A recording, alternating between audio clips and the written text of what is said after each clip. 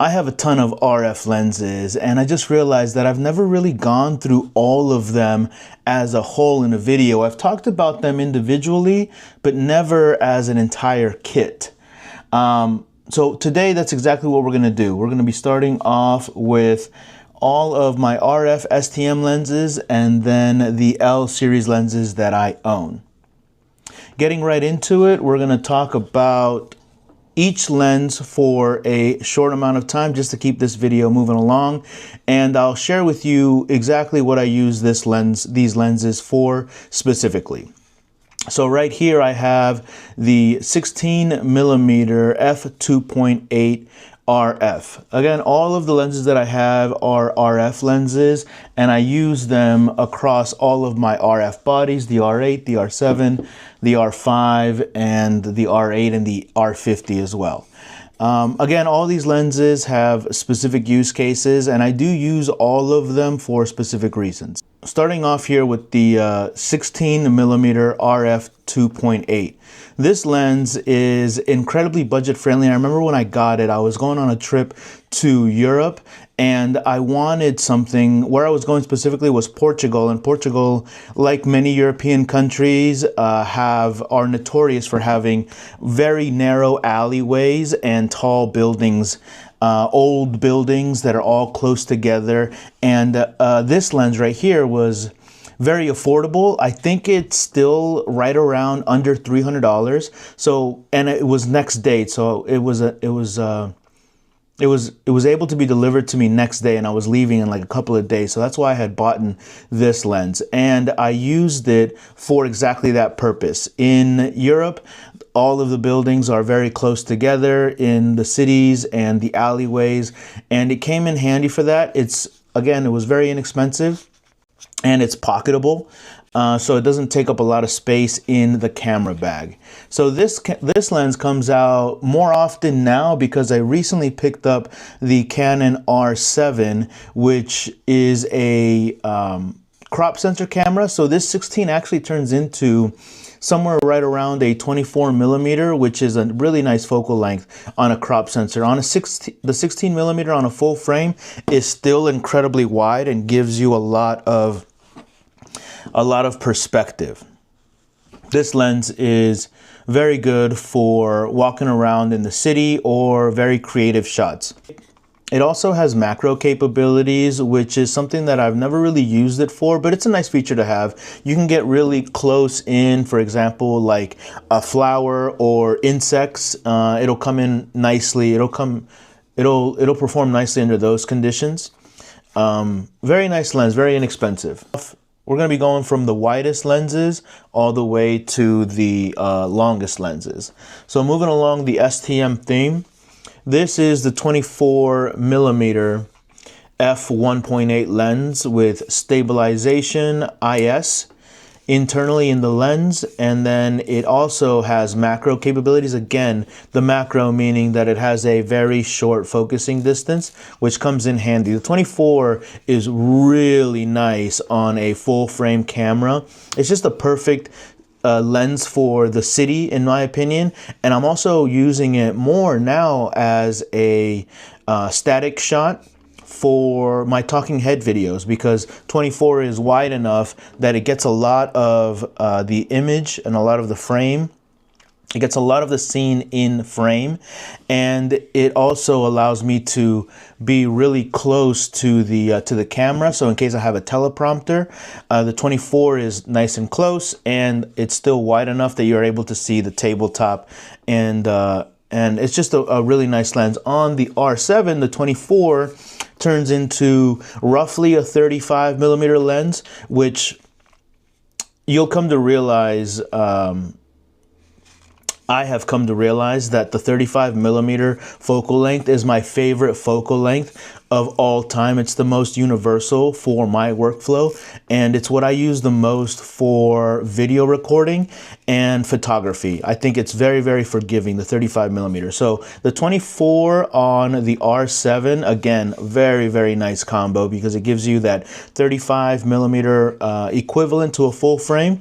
And a beautiful part about this lens is that it has IS internally. So another great lens with IS.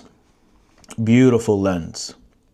This lens retails, this lens is a little bit more expensive. I think it's north of $300, maybe $350 or $400. Very, very good lens. Highly, highly recommend. Moving on to another little pancake lens. This lens is the RF 28mm. This is a very, very simple lens that has not a lot of capabilities. Again, it's a pancake lens. It has a 28mm focal length. And again, this on a full frame camera is nice for filming. And it's just another great focal length that is right in between the 35 and the 24. This lens does not go on my crop sensor camera, only because it turns into like a 37 or a 42 millimeter, which to me is not really usable for filming and talking heads. For photography, it's very good. It is a f2.8, so if I need, and I'm a little bit in a pinch, this 28 does work well as a recording lens, but I think I use it more for photography on the R7, and then I don't think I've ever put this on a full frame body. But again, the only thing about this lens that makes it special or unique is the fact that it's so small. It's a pancake lens. It's very pocketable. It fits in your bag. It's non-intrusive. And it's a decent focal length for like street photography on a full frame, I would imagine. I'll have to take it out with me and see what kind of results I get with it. Another really good lens. This lens comes in right around $250. Another very affordable lens, and it's just another great lens to add to your kit. I cannot recommend enough the STM Prime lenses. I have, I think, almost all of them, with the exception of a couple of Zoom STM lenses that are not my favorite, but I highly recommend all of the Prime STM lenses from Canon in the RF mount. All of them are super budget friendly, very affordable, and just really great quality for the price. Like for $250, you can get this 28mm and then like a nifty 50 for $150, and you just have a really nice wide angle lens at a 28mm and then a nice tight lens at a 50mm for less than, what did I say, $250? So what is that, $400? For $400, you have two great lenses for walking around the city. So yeah, another super budget lens, $250, would recommend. Now this lens right here is probably the lens that I recommend the most to everybody if they're just getting started. The 35mm RF f1.8 with internal IS is just a beautiful, wonderful lens for both video and photography. It is a little bit more expensive at $450, but this lens right here, if you can only afford one lens for your RF camera, for your R body camera, this is the lens that I recommend. This 35 will get you beautiful video and fantastic photos. It's wide enough to work in city, and it's close enough that it'll give you a nice portrait shot, a portrait photo with a subject that isn't very distorted. It just is really flattering. It's just a beautiful lens, and then you can immediately pop the camera into video mode, and then you can start creating B-roll with just a nice focal length at 35mm. This, like I said, does have internal IS, image stabilization, which is just spectacular. Now, you put this lens on the R7 or the R10, a crop sensor camera, and then this turns into, I think, a 56 or a 55mm, and then that right there is beautiful. So I recommend this lens for both the crop sensor R cameras and then full frame cameras. just great. Just a lovely, lovely, lovely lens. At 450 bucks, you can't go wrong with this guy right here. Again, it's the lens that I've made the most videos on. It's the lens that I've made the most money with because it's so versatile and it comes with me everywhere. So this is a spectacular lens. Highly recommend this one. If you can only afford one lens on your new R body, it's the RF 35mm f1.8 lens. You cannot go wrong with it. Get this lens and put it in your kit. Spectacular. Moving on is the trusty Nifty 50. There isn't much more to say about the Nifty 50 that hasn't already been said. This lens, I made a video about a year or two back, and it's probably my most viewed video. And I talk about why you shouldn't buy this lens.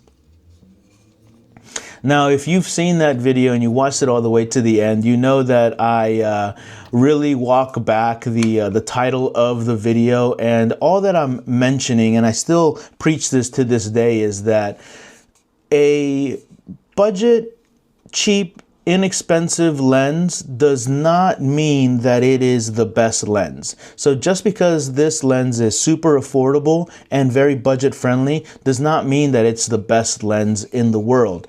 And my argument and what I kind of pontificate on in regards to that is that everybody hails this lens as the end-all be-all without mentioning that it does have a lot of significant flaws.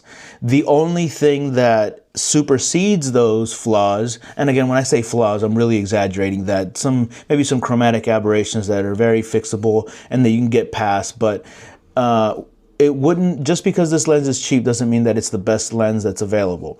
Should you buy this lens? Probably, because it's only $175, $150 at its cheapest. So it's just a lens that just belongs in everybody's kit because it's so affordable, not because it's the best lens in the world.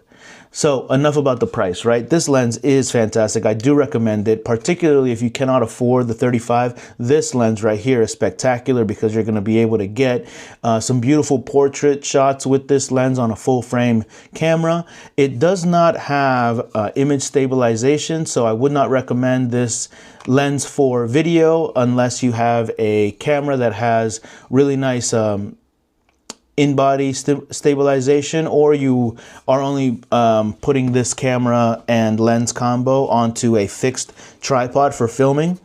Again, highly recommend this lens, but not because it's good. I recommend it because it's cheap. It does belong in your kit, but only because it's so affordable. You can't go wrong with this lens. Moving on. This is probably my second most recommended lens and one of my most used lenses for product photography. I've made a lot of money with this lens. This is the RF 85mm f2.8 with macro capabilities. So this lens, I've used it. I started making all of my money with this creative field camera gears lenses by doing product photography and product videos. And this lens, the 85mm, has really awesome compression because of the 85mm focal length. It has beautiful bokeh at f2, but the thing that does this the best, or why it performs the best for me and why I've used it so much, is because I'm able to get some really nice close-up shots, to get some nice detail macro shots on details of products. It does have image stabilization, so it's a beautiful lens for video as well. And this lens retails for $550. So it is a little bit more expensive, or probably the most expensive prime STM lens that I have, if I'm not mistaken. But it's this right here. If you're into product photography, or you want to get into portrait photography but don't have the budget for one of the L series lenses, this 85mm f2 is spectacular. Also, it has such great reach for photography if you're doing street photos, or if you're you're just walking around the city. I use this lens for taking images of flowers, nature, detailed shots of buildings, or if I'm looking at architecture. This lens is spectacular. The RF 85mm f2. One bad thing about this lens though, in video, if you're using scratch audio or if you're using an onboard mic, a mounted mic on the camera, it is rather noisy, so do keep that in mind. I wouldn't use this lens for filming. If you're planning on using a mic that's mounted on the camera, you will hear some so it does do that. It also hunts a lot, but that's probably mostly a user error because it comes with a switch here that allows you to go to full 0.5 meters, 3.5 to 0.5 meters. So you're able to eliminate that focus hunting, but because I always keep it on full, it's always like so it is hunting a lot. But again, I think that's probably because of my own user error. This is probably my second most recommended lens after the 35 millimeter. Lovely lens. This right here is probably my least favorite lens. This is a kit lens that comes with, I forget what R bodies this specific lens comes in as a kit. It is the 24 to 105. Now, you might be saying to yourself, if you are very new to the world of photography and the world of lenses, 24 to 105 focal length sounds really versatile. But this being the STM kit lens, it has a variable aperture. So when you zoom out to 105, the aperture really closes down. And if I'm not mistaken, it closes all the way down to, let me see. It closes all the way down to 7.1 would be the minimum. Now, in my entire life, I've never shot anything above like a 5.6 for any professional work. So the 105 range is very unusable to me. And the thing about it is that the what is it? It's an f4 to 7.1. And again, you might be thinking, if you're inexperienced with these kind of lenses, that, oh, that doesn't sound too bad. It'll be f4 all the way until you get to 105. But the thing is that only up until about 35 millimeters to 50 millimeters, it starts to aggressively really shut down or narrow the aperture. So it's very, very limiting. The range of the f4 is not very far. I think it gets to like 35, 50, and then you're sitting at like f5.6, which again isn't too bad, but at 105, past 50, you're probably already at 7.1, which again, I will probably sell this lens, but it does retail brand new for $400, and it's probably the worst $400 that I've ever spent. But this lens did introduce me to the range of fixed aperture zoom lenses, which are all L series lenses. I think that's true. I think there might be some new lenses coming out that are STM lenses, like a 28 to 70 f2.8 throughout the entire focal range, which is a nice compromise for sure at 2.8. The reason why I don't get rid of it, you might ask, just sell it, is because I'll probably only get like $90 for this lens, and it's worth more to me to keep the lens than it is to sell it and get like 50 bucks or $100 back. It's used. I only used it maybe a handful of times, 3-4 times, so it wasn't even very much, but wouldn't recommend this lens to anybody. Stay away from this.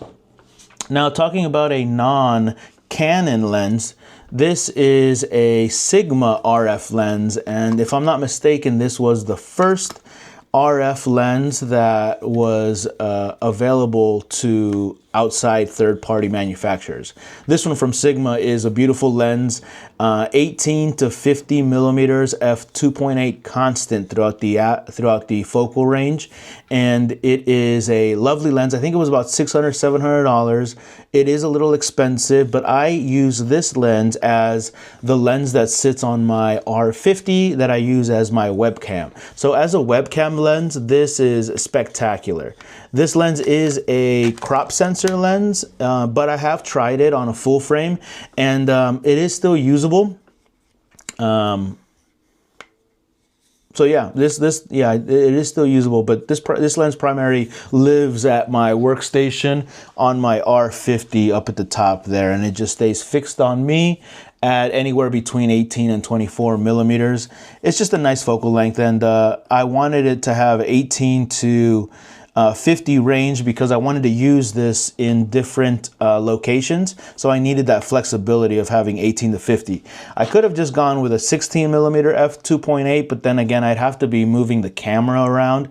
And with this lens, which is probably 3 times as much as this lens, I have the flexibility of being able to zoom in and out on my talking head videos. And after using it for a while, it just sits on my camera as my webcam for my R50. Highly recommend this lens because the alternative was to buy an L series lens, a 15 or 35 millimeter, but that lens is thousands of dollars. So this lens was a nice compromise at 700, 800 bucks for something very similar. Very nice lens. So that's going to do it for the STM prime lenses and some of the lower, more affordable lenses. And now we're going to move into the L series lenses, which are very expensive. And now we're going to move on to the L series lenses that I have. I only have 4 of them, and that's because they're incredibly expensive and they took me a long time to save up. And I love all of these lenses for very specific reasons, individual reasons. This lens right here is my most used lens across the board for photography and for video. For photos, I like this lens on the R7, which turns the 15 to 35 into a 28, I think, or a 24 to 50 millimeter, roughly, on the crop sensor. And I love that lens on the crop sensor because it's a beautiful range. And I use it mostly on my full body R8 camera for filming short form content, just because it's nice, it's relatively compact, it has a nice weight to it, and it just produces a really clean image, a really great image on a full frame sensor. The 15 to 35 f2.8, a $2,000 lens. Highly recommend. If you're looking to do talking head and you want the best of the best image, the best of the best rendering, this is the lens that I would recommend, 15 to 35. For vlogging at 15 millimeters, it's a nice focal length, but for vlogging, like putting it out like this and holding it with a camera body can get a little heavy. It is heavy like that. So holding it one-handed would get a little tiresome. This lens would be great for vlogging because it's significantly lighter, significantly cheaper, and it's smaller and shorter with a much shorter barrel. You can see here. So yeah, and yeah, this lens is great. But yeah, this is my most used lens because I use it for every talking head video, with the exception of this video actually, because I'm using my DJI camera. I'm planning on using my DJI kit a lot more. Now I'm going to move on to my all-time, all best, king of the kings, king of kings lens, the 28 to 70 f2.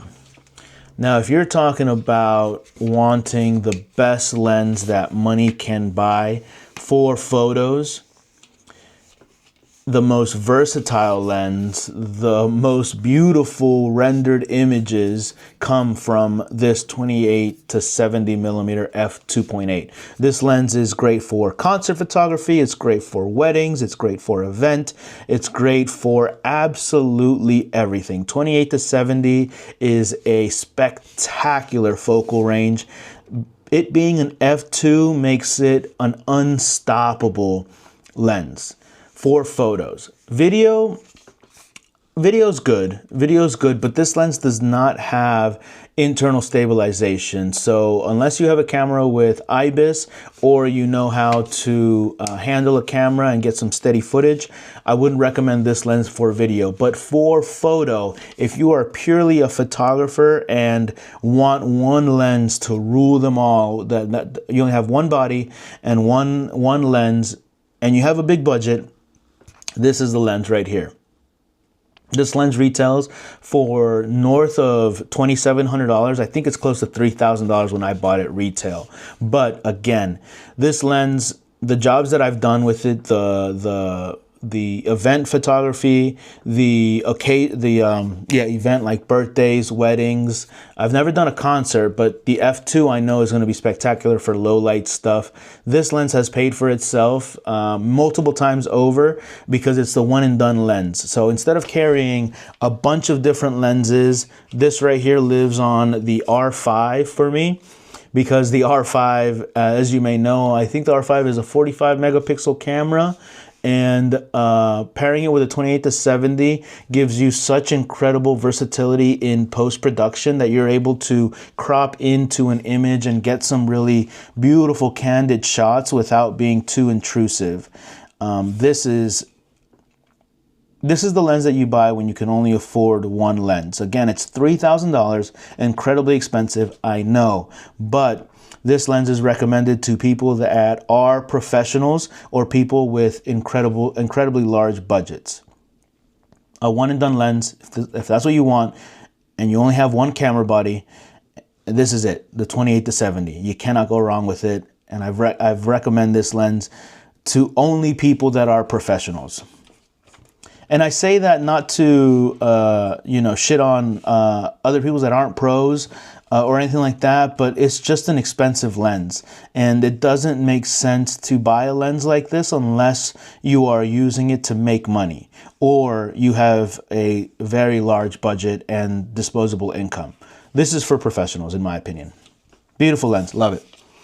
There are rumors that a Mark II version of it is going to be coming out, and I have no idea what kind of improvements they would have. Probably make it a little bit faster because it doesn't suffer from anything, in my opinion. I think it's just spectacular.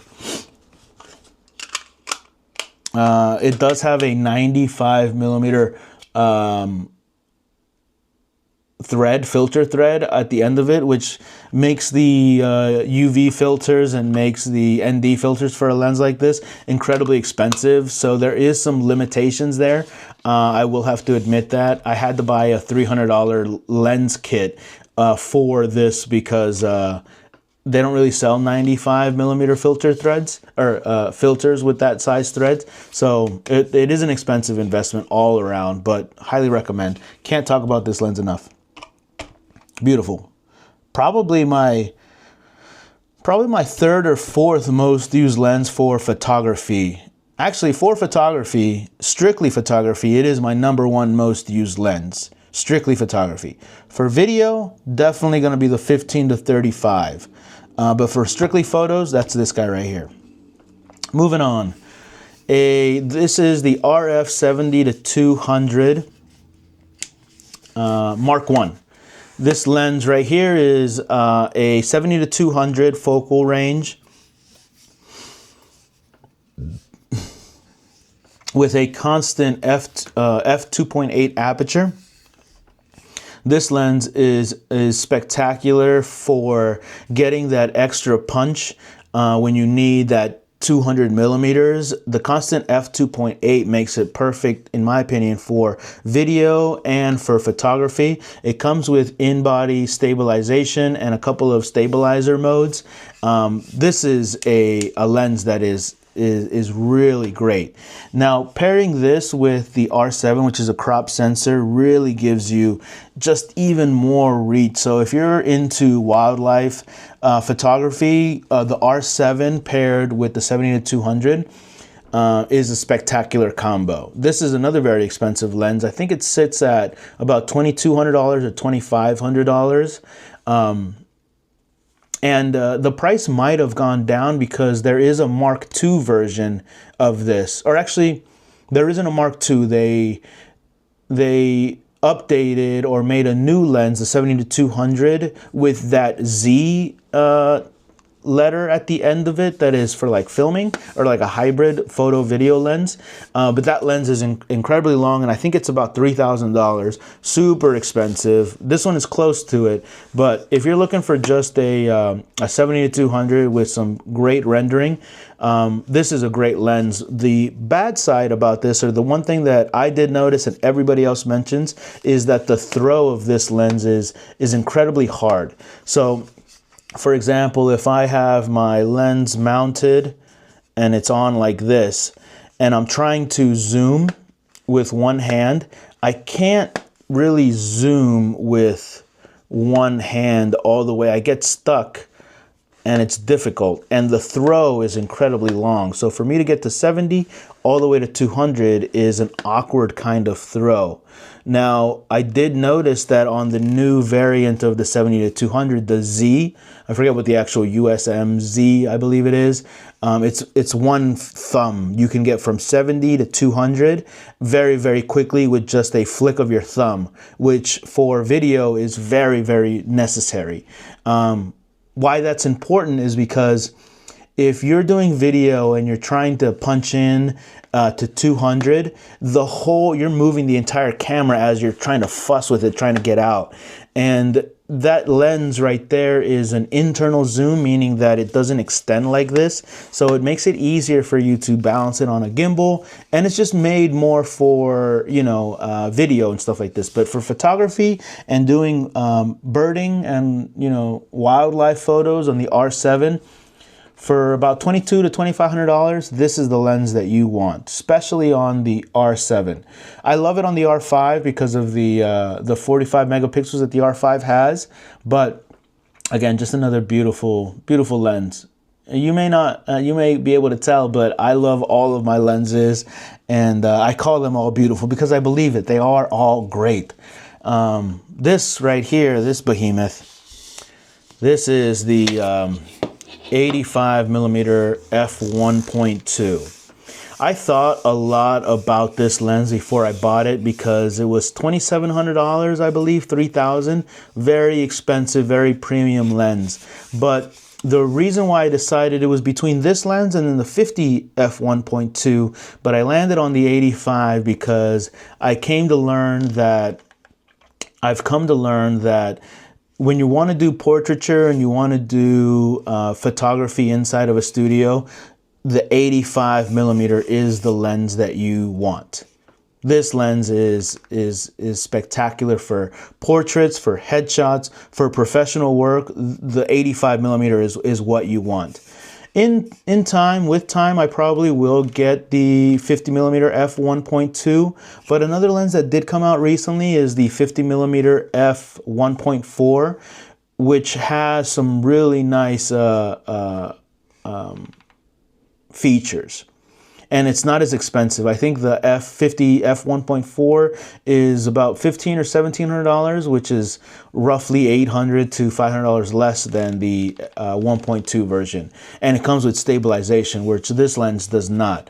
Would I recommend this lens for video? Probably not, because it doesn't have IS and it doesn't have a close focusing distance. If I'm looking for an 85 to do video, I bust out this $700, $500 lens from earlier, the F2 variant. A very, very nice lens for video. It's crazy to think that this 85mm f2 is more used in video than my $2,700 lens.